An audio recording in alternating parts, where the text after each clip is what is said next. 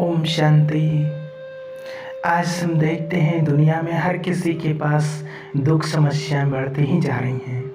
आज हर किसी के पास टेंशन है, लाइफ में बहुत दुख है और परेशानियां बढ़ रही हैं। ये तो हम सभी जानते ही हैं, क्योंकि ये कलयुग का वातावरण है, प्रभाव है। तो हर एक के मन में ये संकल्प चलते हैं कि मेरे साथ दुख, परेशानी, समस्या मेरे अपने परिवार वाले, दुख पड़ोसी क्यों देते हैं। तो आज बाबा ने हमें बहुत अच्छी पॉइंट सुनाई है, बहुत अच्छी मुरली में बताया है। आज के बाद अगर बाबा की मुरली के पॉइंट्स बड़े ध्यान से सुनेंगे तो आपको कोई दुख नहीं दे पाएगा, आपको कोई तंग नहीं कर पाएगा। तो बाबा हम बच्चों को आज सुनाते हैं, बच्चे यदि कोई आपको बार बार तंग करे, आपको दुखी करे, जानबूझकर आपके साथ टक्कर ले, या घर में भी किसी के साथ झगड़ा हो जाए, परिवार में किसी के साथ झगड़ा हो जाए, ब्राह्मण आत्मा के साथ संस्कार टक्कर खाए, या कोई भी ऐसी परिस्थिति जो आपको दुख दे रही है, या किसी ने आपको कुछ बोल दिया, कुछ भी बोल दिया, तो आज बाबा ने हमें बहुत अच्छी विधि सुनाई है। आज के बाद आपको कोई तंग नहीं कर पाएगा, चाहे वो कोई व्यक्ति हो, चाहे वो प्रकृति हो, चाहे कोई भी हो। आज की बाबा की बहुत अच्छे पॉइंट हैं। बाबा सुनाते हैं, बच्चे कई बच्चों को खजाने को प्राप्त करने और खाते पीते मौज करते और मौज में फिर उसको ख़त्म कर देते। जैसे स्थूल धन को भी किसी ने आज जैसे 1000 रुपये कमाए और शाम को 1000 रुपये का सामान खरीद लिया, तो कमाया और खाया और ख़त्म किया, तो बचत में क्या आया? कुछ भी नहीं। इमरजेंसी कभी आ जाए तो पैसा उधार मांगना पड़ेगा लोगों से। तो इसी को बाबा कहते हैं, कई बच्चे क्या करते, योग में खजाना जमा तो कर लेते हैं, शक्तियाँ जमा कर लेते हैं, लेकिन दिन भर में जो दुख आ जाते हैं, परिस्थिति आ जाती है, किसी ने कुछ बोल दिया। आजकल तो सास बहू के झगड़े, घर में माँ बेटे के झगड़े, बेटा और बहू के झगड़े, आजकल तो पोता पोती के साथ दादा दादी के भी झगड़े, ये सारा सब कुछ क्लियर कर सुनाया है बाबा ने। आज के बाबा ने बहुत पावरफुल पॉइंट सुनाए हैं बाबा सुनाते हैं, बच्चे कई बच्चे तो ऐसे होते हैं जो खजाना कमाते हैं और खा लेते हैं। दूसरे प्रकार के बच्चे जो होते हैं जो खाते पीते मौज भी करते हैं लेकिन जमा भी करते हैं। जैसे किसी ने 1000 रुपये दिन में कमाए, शाम को 500 रुपये का सामान खरीद लिया और 500 रुपये बच गए।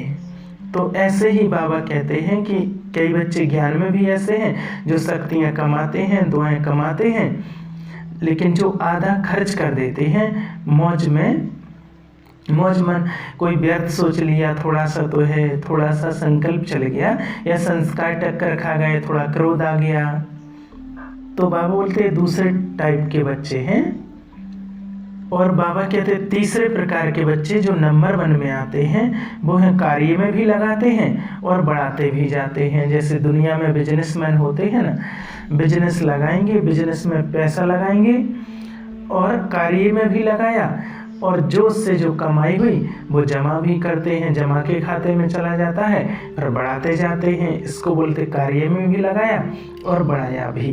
तो बाबा भी फर्स्ट नंबर के कौन से बच्चे रखते हैं कि बाबा की याद में खाता जो जमा करते हैं, माना खाते नहीं लेकिन जो जमा करते हैं और जमा के खाते को पूंजी बना लेते हैं और उसको दूसरों को देते हैं।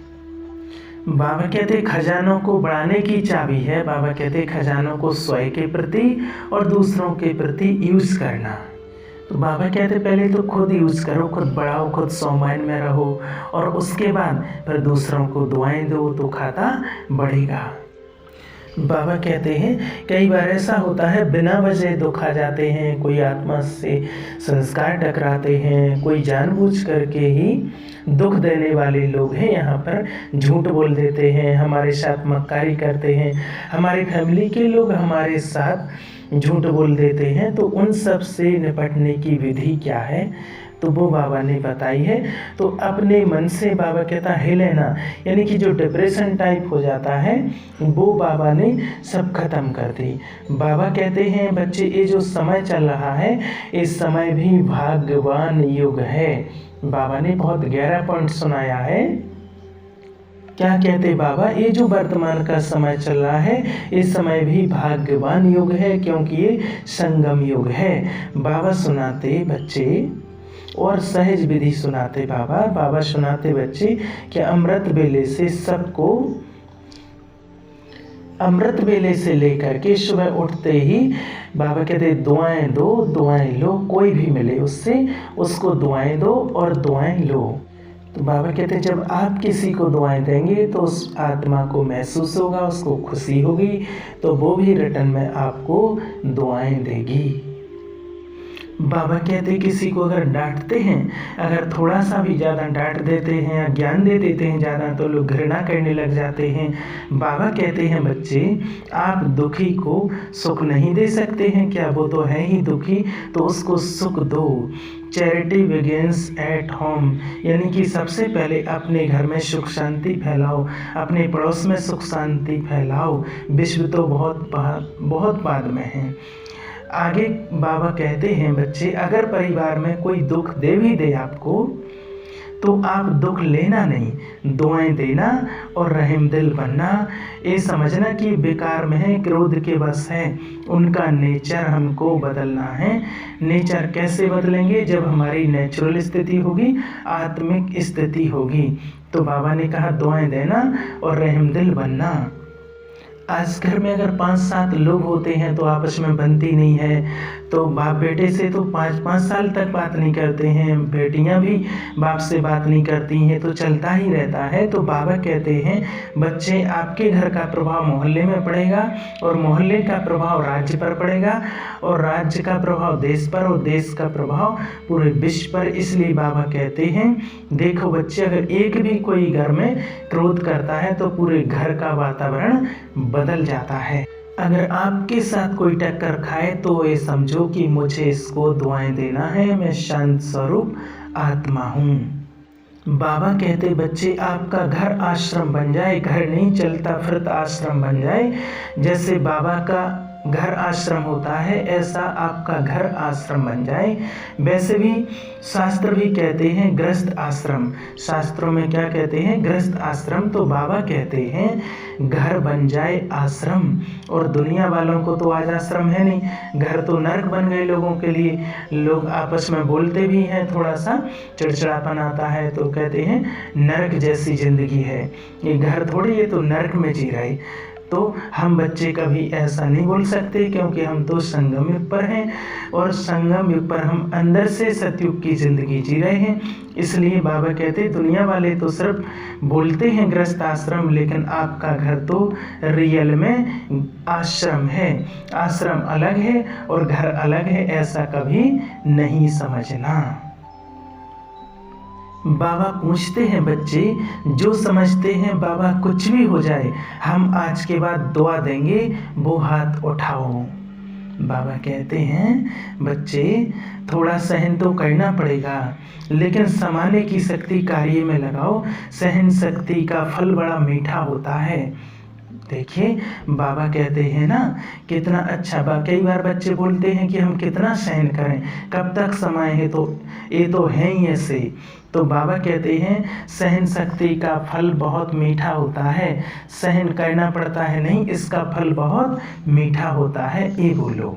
तो बाबा कहते हैं बच्चे, जो पक्के वायदा करते हैं बाबा के साथ कि घर घर को स्वर्ग बनाएंगे, मंदिर बनाएंगे, आश्रम बनाएंगे, वो सच्चे मन से मन का हाथ उठाओ। तो बाबा कहते उठाओ हाथ अभी, तो सब वायदा करो कि बाबा आज के बाद हम दुआएं देंगे और दुआएं लेंगे। परमात्मा बच्चे हो, एक कमाल नहीं करेंगे क्या? तो बाबा देखो कितनी आशा रखता है हम बच्चों से। बाबा सुनाते बच्चे, धमाल नहीं करना, कमाल करना। अगर कोई गलती से आपके पास बुरा संकल्प आ भी जाए, संकल्प तो आ ही जाते हैं ना, बुरे संकल्प आ जाते हैं। सब कुछ मुरली सुनने के बाद, योग करने के बाद भी अगर कोई आत्मा आ जाती है सामने तो बुरा संकल्प आ जाता है। तो बाबा पूछते हैं क्या करेंगे? तो समझो बाबा कहते कोई नेगेटिव संकल्प आ गया, व्यर्थ संकल्प आ गया, तो क्या करेंगे, आएगा तो सही, संकल्प तो आएगा, बुरा भी आएगा, क्योंकि आपने बहुत समय से बुराई को पाल के रखा है 63 जन्म से, और इस जन्म में भी ज्ञान में आने से पहले कितनी बुराइयां थीं। तो देखो बाबा क्या कहते हैं, पशु पालते हैं ना, जैसे डॉगी को पालते हैं और उसको कहीं छोड़ करके आते हैं तो वो अपने आप वापस आ जाता है। तो ये तो खुद के माना कई लोगों के अनुभव हैं, कई भाई बहनों के भी अनुभव हैं कि भाई जैसे घर में कोई पशु है या डॉगी है तो उनको डर रहता है कि किसी को काट ना ले, कोई नुकसान ना कर जाए, तो लोग उसको दूर छोड़ाते हैं।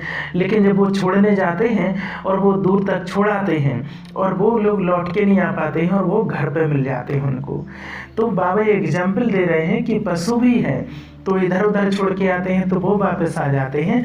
तो ऐसे ही बाबा हम बच्चों को सुनाते हैं कि बच्चे इतने समय से आपने जो बुराई पाल रखी है ना, तो वो गलती से कोई कमजोरी आ जाए तो फिर क्या करेंगे। बाबा सुनाते हैं आप क्या करना, बुराई बाप को दे देना कि बाबा ये संकल्प आया है और मुझसे गलती हो गई, इसको आप ले लो। बाबा कहते हैं अगर किसी को कोई चीज़ हम दे देते हैं दान में और फिर अगर वो गलती से वापस आ जाती है तो उसको क्या करते, रखेंगे या वापस करेंगे, वापस करते हैं ना, दे देते। तो बाबा कहते हैं अगर बुराइयां बाबा को दे दी और गलती से अगर कोई आ गई और हमारे पास वापस आ भी जाए तो बाबा को फिर से बोलो बाबा इसको संभालो, बाबा ये फिर से मेरे पास आ गई। तो बाबा ने आज बहुत अच्छी विधि, कितनी अच्छी हमें सुनाते हैं। बाबा कहते बाबा क्या कहो, बाबा ये अपनी चीज़ आप संभालो, ये मेरी नहीं है। तो बाप तो सागर है, तो बाप तो सागर में उसको संभालेगा।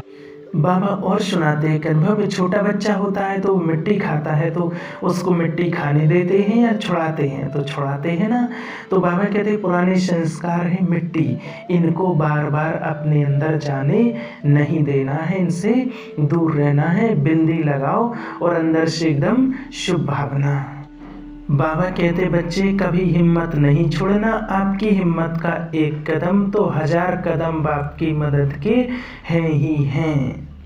तो बाबा कितने वंडरफुल, कितने अच्छे पॉइंट बाबा हम बच्चों को सुनाते हैं। बाबा कहते बच्चे कभी दिल से कष्ट नहीं होना कि ये कभी कोई दूसरा नहीं बदलता है, ये कभी बदलते ही नहीं है। बाबा कहते बच्चे जैसे बिच्छू कभी अपना डंक मारना नहीं छोड़ता है, सांप कभी अपना डंक मारना नहीं छोड़ता है, भले जहरीले होते हैं, ऐसे ही हमें अपना कभी अमृत देना नहीं छोड़ना, अर्थात शुभ भावना शुभ कामना देना नहीं छोड़ना, क्योंकि हम देवी देवता हमें बनना है और अंदर से अभी सतयुग का जीवन जीना है। इसलिए बाबा कहते अतीन्द्रिय सुख का जीवन अभी जीना। तो कभी हिम्मत नहीं हारना, आपका एक कदम बाप के 1000 कदम हिम्मत के आपके साथ हैं ही हैं। अच्छा, ओम शांति।